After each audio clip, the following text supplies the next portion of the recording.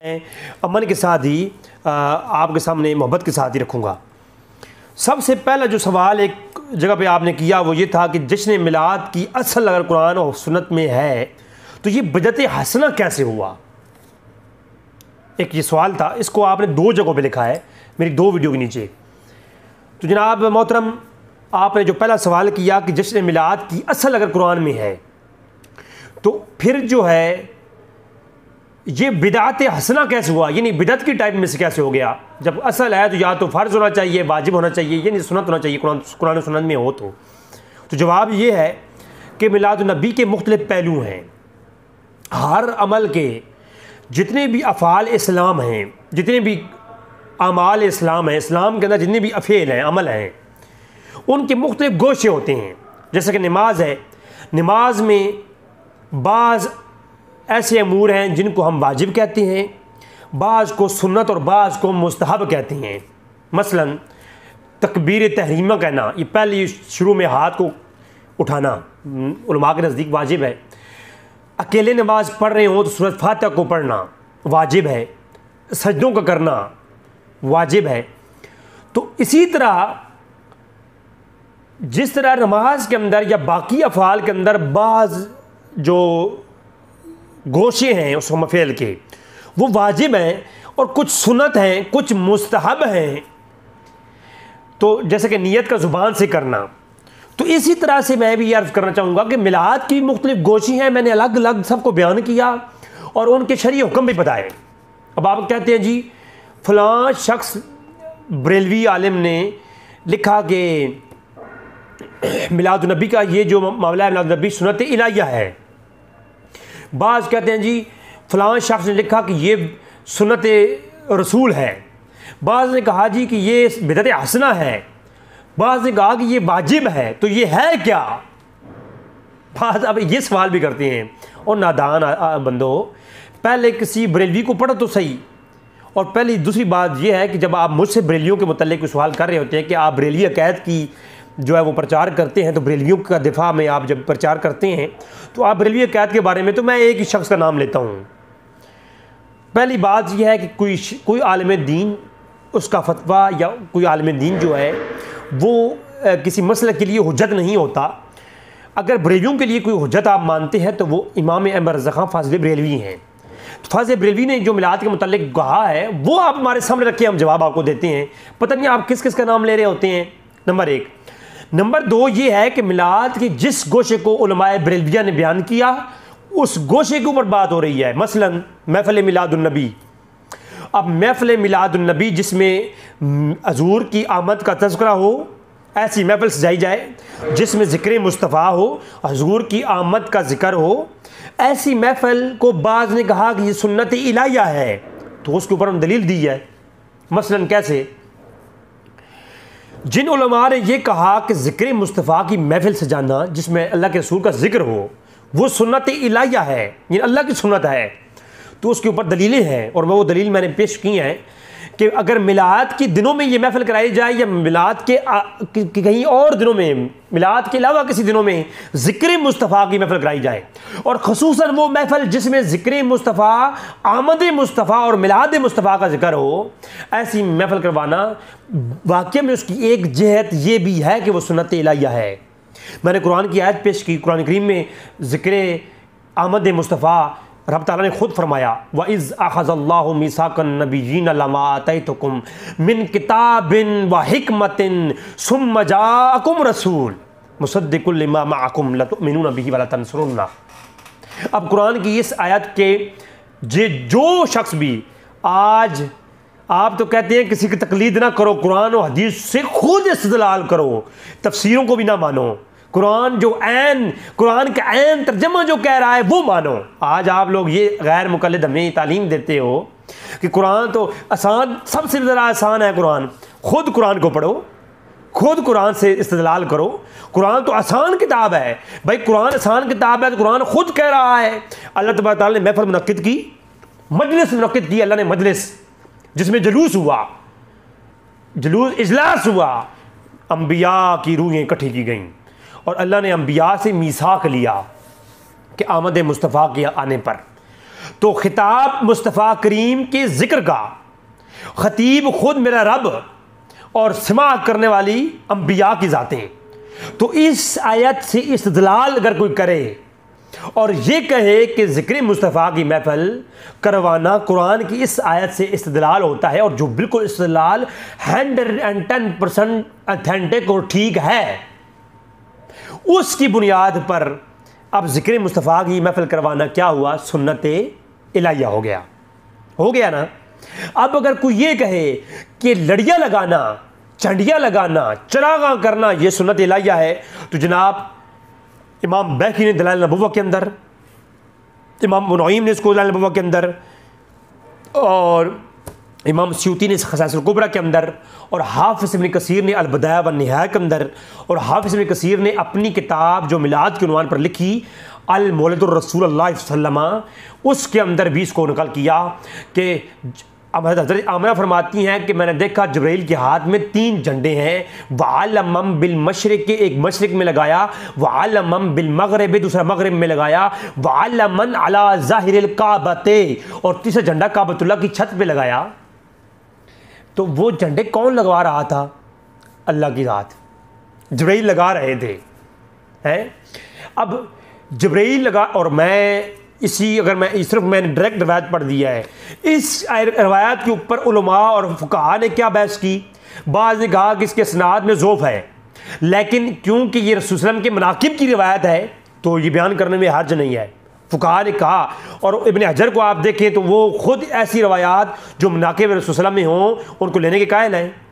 तो अब जो है इस रवायत को जिसको मुहद्दिसीन ने बयान किया, इसकी बुनियाद पे अगर कोई ये कहे कि चंडियाँ लगाना, चरागां करना, और चरागां करने का जवाब भी अल बदाया व निहाया हाफिज़ इब्न कसीर ने अपनी किताब मिलाद इब्न कसीर के अंदर, और दीर कुतुब के अंदर रवायत मौजूद है कि उम्मे उस्मान फरमाती हैं कि जब हजूर की विलादत का वक्त करीब आया तो मैंने देखा कि अल्लाह ने सितारों को इतना झुकाया कि महलात भी रोशन हो गए। तो मैंने कहा अल्लाह ने अपनी शान के मुताबिक चरागां की थी, उसकी शान बड़ी है। तो हम मुसलमान हजूर की पैदाइश खुशी में, जो अल्लाह तबारक तआला ने की थी हजूर की पैदाइश खुशी में, उन चरागां को उसी तरह की चरागां लड़ियाँ लगा कर करते हैं, तो इसमें कोई कबाहत नहीं है। अगर एक शरई दलील मौजूद है, हज़रत उस्मान इब्न अबी आस जो रवायत करते हैं अपनी वालदा से, ये रवायत मौजूद है, तो इस रवायत पे अमल करते हुए कोई लड़ियाँ लगाता है तो ये सुन्नत इलाहिया हुई कि ना हुई? इन तरीक़ से ये फ़ेल करना सुन्नत इलाहिया हो गए। ठीक है। अब आपने जो सवाल किया कि इसकी असल कुरान में है, तो कुरान में तो ये इस तरीक़ से जो, और वज़्कुरू निअमतल्लाह, सुन्नत इलाहिया के बाद वजूब देखो, वजूब ज़िक्र मुस्तफ़ा की महफ़िल सजाना एक जहद से वाजिब भी है। वो कैसे? वज़्कुरू निअमतल्लाहि अलैकुम, अल्लाह की नेमतों का जिक्र किया करो। दूसरे मुकाम पे है कि जो है वअम्मा बिनिअमति रब्बिका फहद्दिस, अल्लाह की नेमतों का चर्चा किया करो। मेरे मौला तेरी बेशुमार नेमतें हैं, ये कान, ये आँखें, ये खाने, ये सब कुछ, आबो हवा, सब कुछ तेरी नेमतें। मेरे मौला वो कौन सी नेमत है जिसका जिक्र करें?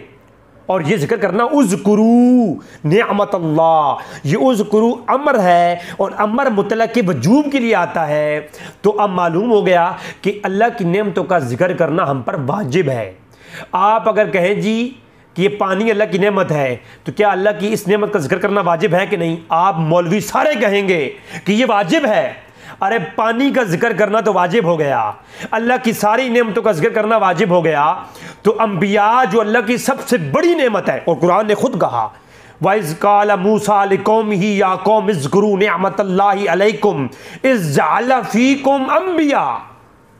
मूसा अलैहिस्सलाम ने कौम से कहा वज़्कुरू निअमतल्लाह, मूसा अलैहिस्सलाम ने कौम से कहा कि अल्लाह की नेमतों का जिक्र किया करो। तो कौम ने सवाल किया वो कौन सी नेमत? तो फरमाया इज़ जअल फ़ीकुम अंबिया, बाकी भी नेमतें, सारी नेमतें हैं, लेकिन ये जो अल अंबिया है सारी नेमतों से बढ़कर हैं, तो इनका जिक्र तो अल्लाह की नेमत समझ करके मुस्तफ़ा करीम, और असबख्तुम निअमती इख़वाना जो के अल्फाज है कुरान करीम में, वो नेमत के मुतालिक अल्लाह के रसूल खुद, अल्लाह के रसूल नेमत है और नेमत उज़्मा है। कुरान ने खुद कहा है कि ये वो नेमत है जो तुम्हारी तरफ आई अल्लाह की तरफ से और तुम्हें भाई भाई बना दिया, वो मुस्तफ़ा करीम की ज़ात है। तो नेमत समझ करके मुस्तफ़ा करीम को अल्लाह की नेमत समझ करके उनका जिक्र करना, उनके जिक्र की और उनके मनाकिब की महफिल सजाना, उनकी सीरत की महफिल सजाना, वो सारी क्या है, वो वाजिब है।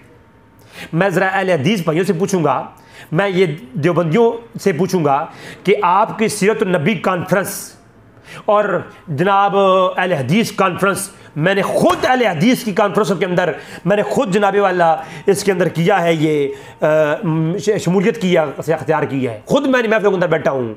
मैंने वाकई के अंदर देवबंदियों की बड़ी बड़ी सीरत नबी कॉन्फ्रेंस के अंदर शिरकत की है, जिसके अंदर उन्होंने नाते भी पढ़ी हैं और जिक्र भी रसूल सल्लल्लाहु अलैहि वसल्लम का किया है। मैं पूछूंगा क्या ये सहाबा किराम ने कॉन्फ्रेंस करवाई हैं? कोई एक शोहदाए इस्लाम कॉन्फ्रेंस जो अबू बकर सिद्दीक़ ने करवाई हो, शोहदाए ओहद कॉन्फ्रेंस करवाई हो, सीरत नबी कॉन्फ्रेंस करवाई हो? नहीं। जिक्र मुस्तफ़ा की महफिल हो मिलाद के दिनों में तो वो बिदअत हो गई, वो गलत हो गई, उस पर दलीलें मांगते हो। तो मुझे बताओ यार, अहले हदीस कॉन्फ्रेंस और ये करवाना सही हो गया? इसकी भी सहाबा किराम से कोई दलील दे दो। अगर इसका इस्तिदलाल तुम कुरान और सुन्नत में किसी जगह से कर लेते हो तो वाज़िह इस्तिदलाल जो मैं कुरान के आयतें पढ़ रहा हूँ, जिनके तर्जमा के अंदर भी मैं बेअन ही तर्जमा पढ़ रहा हूँ, इस्लाम 360 उठा लो, उन आयात जो वाज़िह जिनके अहकाम से ये सादिर होता है, तो उनके तहत अगर ये मिलाद नबी का जिक्र किया जाए, हजूर के पैदा होने की खुशी की जाए, तो ये हराम हो गई। कुछ हमें भी बताओ यार, किस दुनिया के तुम कौन से कुरान की एक आयत को पढ़ लिया बाकियों को रद्द कर देते हो, कुरान के एक गोशे को पढ़ा बाकियों को रद्द कर देते हो। कुरान पूरे को पढ़ो, पूरे को मानो। कल को तुम्हें कोई कहे कि अल्लाह तबारक तआला वाहिदुल कहार है, कहार और जब्बार है, तुम कहो नहीं रऊफ रहीम है, कुरान करीम कहता है, तो तुम फिर क्या जवाब दोगे? कभी उधर वो कोई कहे कि नहीं कहार है, आप कहें नहीं रहीम है, तो भाई दोनों है, दोनों सिफात अल्लाह की मौजूद है, दोनों को बयान करना है। इसी तरीके से कुरान करीम में दो हर चीज़ की जगह के रुख मौजूद हैं, उन दोनों को बयान करना है। लिहाजा ये मालूम हो गया कि मिलाद की महफिलें ज़िक्र मुस्तफ़ा करना ये वाजिब है और सुन्नत इलाहिया भी है एक जहत से। और इसको आप कहें जी सहाबा किराम का अमल, तो सहाबा किराम का अमल भी जामे तिरमिज़ी के अंदर, सही मुस्लिम के अंदर मौजूद है कि जब सहाबा किराम बैठे थे और हज़ूर तशरीफ़ फरमाओ, ये तो पूछा क्यों बैठे हो? अब मैं वो वज़ाहत में जाऊँगा तो ये तो बहुत बड़ा क्लिप बनेगा, क्योंकि सारे सवाल बाकी हैं, पेंडिंग हैं। तो जो है कहा कि जी हम इसलिए बैठे हैं कि अल्लाह ने जो है हम पर ये एहसान किया है आपको हमें भेज कर, तो आपकी आमद की जो हम पर एहसान है अल्लाह का, तो इस पर अल्लाह का शुक्र अदा कर रहे हैं, इस आपका तज़किरा कर रहे हैं, आपकी आमद का तज़किरा। तो वही अमल सहाबा किराम के फ़ेल से ये साबित हो गया, तो सहाबा किराम की सुन्नत भी हो गया। तो जिस जहत से मिलाद को देखो, अच्छा आपने कहा जी ये बिदअत हसना कैसे हो गया? बिदअत हसना किस मौजू से हम कहते हैं? ये इस पैमाने पर, बड़े पैमाने पर ये इज्तिमा मिलाद को करना, ये देगे पकाना, बड़े पैमाने पर गुरबा और मसाकीन और गरीबों के अंदर तकसीम खैरात करना, इस जहत के अतबार से ये बिदअत हसना है, यह अच्छा नया काम है। मन सन्ना फिल इस्लाम में सुन्नतुन हसनतुन फलहु अजरुहा, जिसने इस दीन के अंदर कोई नया अच्छा काम शुरू किया फलहु अजरुहा। और हाफ़िज़ इब्न कसीर ने मिलाद इब्न कसीर के ऊपर जो हाफ़िज़ इब्न कसीर ने जो मिलाद के मौजू पर किताब लिखी है ना, उसके शुरू में यही रवायत सही मुस्लिम की ला करके तज़किरा करते हैं और बिदअत हसना को डिफ़ाइन करती हैं। तो मालूम हो गया कि ये बिदअत हसना किस मौजू से है। ये जो बड़े पैमाने पर जो ताबीन सहाबा किराम और जो अच्छा काम है, लेकिन वो सहाबा ताबीन और उनकी असल कुरान में नहीं है, और वो अच्छा काम है जो शरीयत के कामों को बिगाड़ता भी नहीं है, तो बड़े पैमाने पर यह तमाम करना जो कि एक और तो मालूम हो गया कि बिदअत हसना इस मौजू से है। बिदअत हसना इस मौजू से हम बिदअत हसना कहते हैं। अब अगली बात जो आपने सवाल किया, अब आपको मालूम हो गया कि वाजिब किस मौजू से है, मुस्तहब किस मौजू से है। अच्छा, मुस्तहब होने की कौन सी दलील है कुरान में? अच्छा आपको तो ये मालूम नहीं होगा, कुरान की बाज़ आयात कत्ती सबूत, कुरान की तमाम आयात कत्ती सबूत हैं, लेकिन बाज़ की दलालत ज़न्नी होती है। अब ये फ़नी बात है, आप हदीस हज़रात को क्या पता कुरान करीम के उलूम और फ़नून का। अल-इत्क़ान इमाम सयूती ने किताब लिखी और दीगर अइम्मा ने इसके ऊपर किताबें लिखी हैं इस मौजू के ऊपर।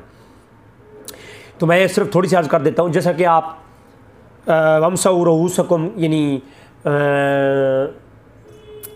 सूरह अल-माइदा की आयत नंबर 6 के अंदर है मसा करने का मसला। तो मसे की जो आयत है उसके ऊपर वो है तो कतई सबूत है आयत, लेकिन उसकी दलालत ज़न्नी है। क्यों? अब बाज़ उलमा कहते हैं कि जब वमसऊ रऊसकुम के लफ्ज़ आए तो मसा किस तरह करना है, पूरे सर का है या आधे सर का? तो अब उलमा में इख्तिलाफ हो गया। बाज़ उलमा कहते हैं कि चौथाई सर का मसा करना फ़र्ज़ है इस आयत के तहत, बाज़ कहते हैं पूरे का। तो इस पे इख्तिलाफ पाया गया। अब जिस आयत के मफहूम और माना में इख्तिलाफ पाया जाए उसकी दलालत ज़न्नी होती है।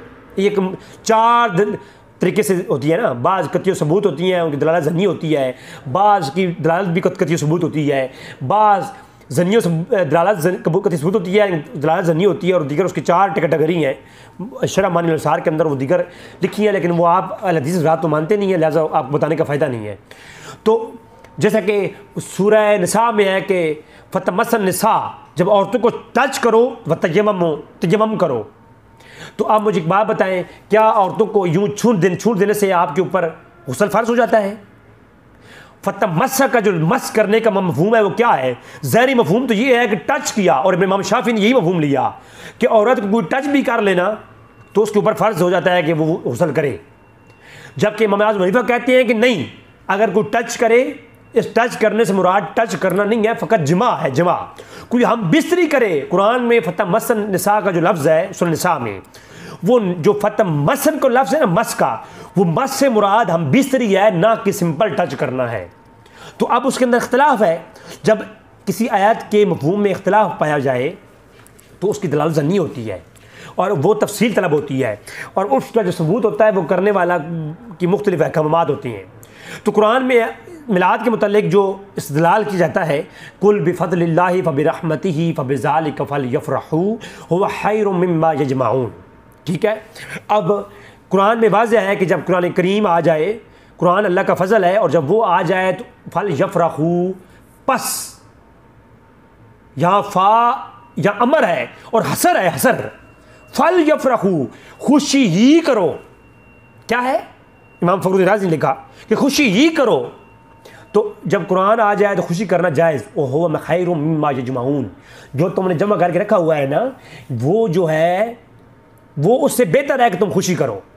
तो सर ज़रा मुझे एक बात बताएं, कुरान के आने पर खुशी करना जायज़, तो जश्न यानी जश्न मनाना, खुशी करने को सेलिब्रेट करने को उर्दू में जश्न कहते हैं ना, सेलिब्रेशन। तो सेलिब्रेट करना कुरान के यौम को जायज़ हो गया। ठीक है, तो अब मुझे बताएं जिस दिन अल्लाह के रसूल आ जाए वो नाजायज़ हो गया। कुरान के अंदर है रब्बना अनज़िल अलैना माइदतन मिनस समाए तकूनु लना ईदा। ईसा अलैहिस्सलाम ने दुआ की, मेरे मौला हम पर माइदा नाजिल कर। जिस दिन पका पका खाना नाजिल होगा जन्नत से, मेरे मौला वो पका पका खाना जिस दिन नाजिल होगा वो हमारे लिए ईद का दिन होगा। अब खाना नाजिल हुआ तो वो ईद का दिन हो गया। तो मुझे बताएं अल्लाह के रसूल के आने वाला दिन वो 100 का दिन होगा? वो आगे चल के जवाब मैं देता हूँ। तो आपका दूसरा ये सवाल मुकम्मल तौर पर मैंने इसको ठप कर दिया। इसके ऊपर आपने मज़ीद कोई बात करनी हो, व्हाट्सएप नंबर दे रहा हूँ। मैं कोई लड़ाई झगड़े वाला बंदा नहीं हूँ, मैं चूरन बेचने वाला बंदा नहीं हूँ। कमेंट्सों में जा करके लोगों के जो है ना किसी की फ़िरके की नफ़ी करने के लिए मैं चूरन बेचूँ ना। मैं इंशाअल्लाह तबारक ताला जो बात कुरान और हदीस की दलाल पर होगी वही करूँगा, वो किसी मसलक की हो, किसी फ़िरके की हो ना। मैं कोई किसी मसलक की मदारस से फ़ंड लेने वाला शख्स नहीं, मेरे मदारस नहीं है। मेरी एक वेबसाइट्स है और मेरे जो है ये चैनल है। मैं अपने शौक़ से काम करता हूँ, अपने मन कर मुफ्ती राज़ी हो जाए बात ख़त्म, अपने मन के लिए बात कम करता हूँ। लिहाजा आपको सवाल जब तक करते रहेंगे तब तक जवाब देता रहूँगा। मैंने पहले सवाल को क्लोज़ कर दिया कि बिदअत हसना है मिलाद, किस नौयत से, तो उसकी वही नौयत है बिदअत हसना, ये बड़े पैमाने पर एहतमामात करने को। बाकी जितने भी मिलाद के असल है गोशे हैं, एहतमाम इस तरीके से एहतमाम करना बिदअत हसना है। बाकी एहतमाम के अंदर जो मामूलात होते हैं सारे के सारे कुरान और सुन्नत से डिफाइनेबल हैं। अल्हम्दुलिल्लाह। दूसरा सवाल जो किया गया